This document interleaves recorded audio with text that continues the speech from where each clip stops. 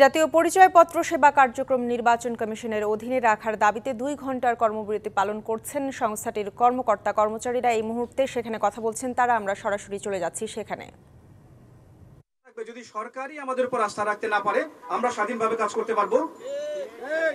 সুতরাং আমরা বলতে চাই, আপনারা বলছেন, সরকার বলছে নির্বাচন কমিশনকে একটি স্বাধীন স্বতন্ত্র প্রতিষ্ঠান এবং সক্ষম একটি প্রতিষ্ঠান করে গড়ে তুলবার জন্য। আমরা বিশ্বাস করি সরকার যা বলছেন তা মিন করছেন এবং সেক্ষেত্রে সরকার নির্বাচন কমিশনই হচ্ছে স্বাধীন এবং সাংবিধানিক প্রতিষ্ঠান হিসাবে অত্যন্ত নিরপেক্ষ একটা জায়গা, যেখান থেকে আমরা এই ডাটাবেসটা নিয়ে কাজ করতে পারবো। আমরা অনুরোধ করব, আপনারা যদি এই ডাটাবেস ব্যবহার করতে চান, এখন 182-83টা প্রতিষ্ঠান ব্যবহার করছে, প্লিজ আপনারা যারা যারা ব্যবহার করতে চান আসেন না, আমরা এটাতে শামিল হই।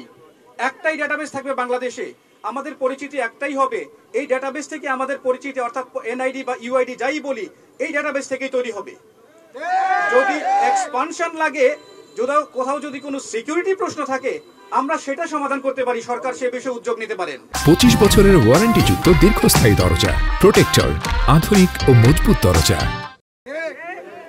নিরাপত্তার বিষয় তো আমরাও কম্প্রোমাইজ করি না, মাননীয় কমিশন, নির্বাচন কমিশনও কম্প্রোমাইজ করবে না। সুতরাং আমরা বলতে চাই, নিরাপত্তার প্রশ্নে নির্বাচন কমিশন আপোষহীন। এখানে মিনিমাম কোনো অনিয়ম কমিশন বরদাস্ত করেন না এবং সেটা গ্রহণ করবেন না। আমরা সবাইকে অনুরোধ করব, যারা এর সাথে সংশ্লিষ্ট, অনেকেই বলছেন যে এটা হয়তো আপাতত থাকবেন না। একজন প্রশ্ন করেছিলেন যে আপাতত নির্বাচন কমিশনই আছে। তো নির্বাচন কমিশনে তো আছেই আপাতত, আমরা তো সেটাই কাজ করছি। 2023 সালে যখন আইন হয়েছে স্বরাষ্ট্রে নেওয়ার জন্য, তারপরে তো আমরাই কাজ করছি।